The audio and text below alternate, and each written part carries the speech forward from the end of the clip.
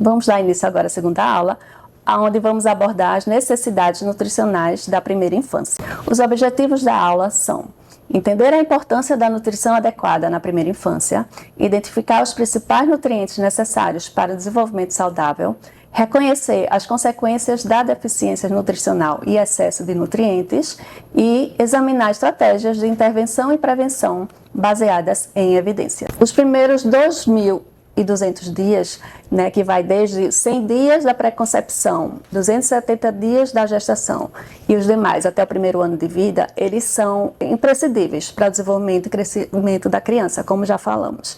E atualmente esse conceito ele expande muito além daqueles 1.000 dias iniciais. Então a gente percebe que durante esses 2.200 dias, a nutrição ela tem um papel fundamental, importantíssimo para a prevenção das doenças crônicas não transmissíveis na vida adulta.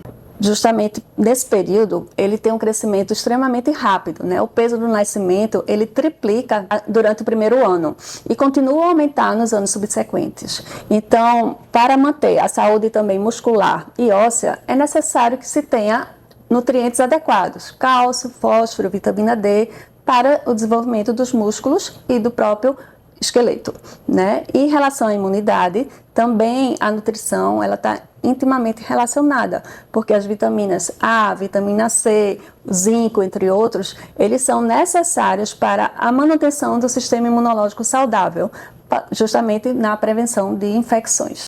Em relação ao desenvolvimento cognitivo, os primeiros anos eles são críticos para o desenvolvimento cerebral. O ferro, o ômega 3, o DHA, a colina, eles são vitais para a formação e funcionamento adequado desse cérebro em desenvolvimento. Então, deficiências nutricionais nesse período, ele vai acarretar problemas cognitivos e no desenvolvimento a longo prazo. Nós podemos citar, por exemplo, a anemia ferropriva, que traz extremos prejuízos nas crianças nessa fase de pleno desenvolvimento.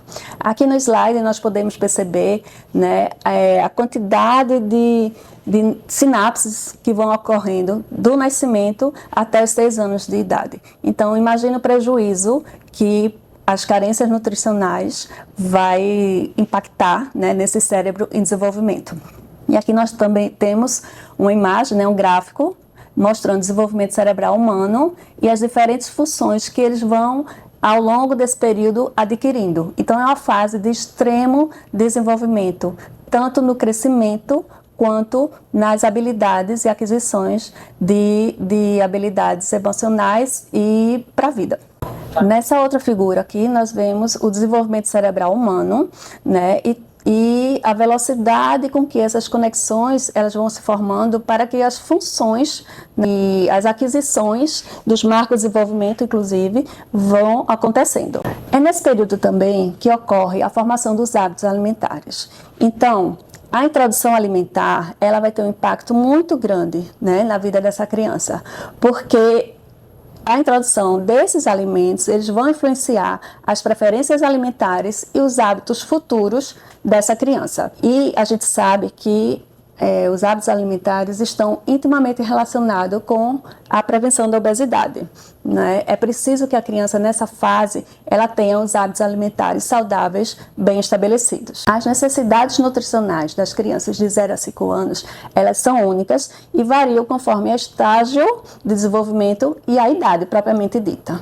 Então, no período pré-concepcional e gestação, a saúde dos pais durante esse período vai impactar a saúde do feto e do bebê. Como falamos anteriormente, o primeiro ano de vida é onde há um intenso crescimento e desenvolvimento, havendo também muita diferenciação celular, há uma maturação neurológica e o desenvolvimento cognitivo e socioemocional. Então, a inclusão de novos alimentos, eles vão ter esse impacto, esse papel muito importante na formação de um hábito alimentar saudável. Porque, justamente nesse período, de acordo com os hábitos alimentares que vão sendo adquiridos, vai haver um maior ou menor risco de desenvolvimento de doenças crônicas não transmissíveis, como, por exemplo, a obesidade e diabetes. Durante essa fase, os macronutrientes, eles são necessários em grande quantidade. As proteínas, elas são necessárias para o crescimento e reparo tecidual. Como fontes, nós temos carne magra, peixes, ovos, laticínios e leguminosas. Os carboidratos são a principal fonte de energia, e como fontes, os cereais integrais, frutas e vegetais. Já as gorduras, elas estão relacionadas com o desenvolvimento cerebral e absorção de vitaminas. E como suas fontes, nós temos peixes gordurosos, nozes e óleos vegetais. Em relação aos micronutrientes, nós vamos falar um pouquinho sobre o ferro, a vitamina A, a vitamina D e o zinco, que são extremamente importantes nessa fase de desenvolvimento. Então, o ferro ele está relacionado com a formação da hemoglobina e prevenção de anemia. E nós encontramos ele nas carnes vermelhas, feijão e espinafre.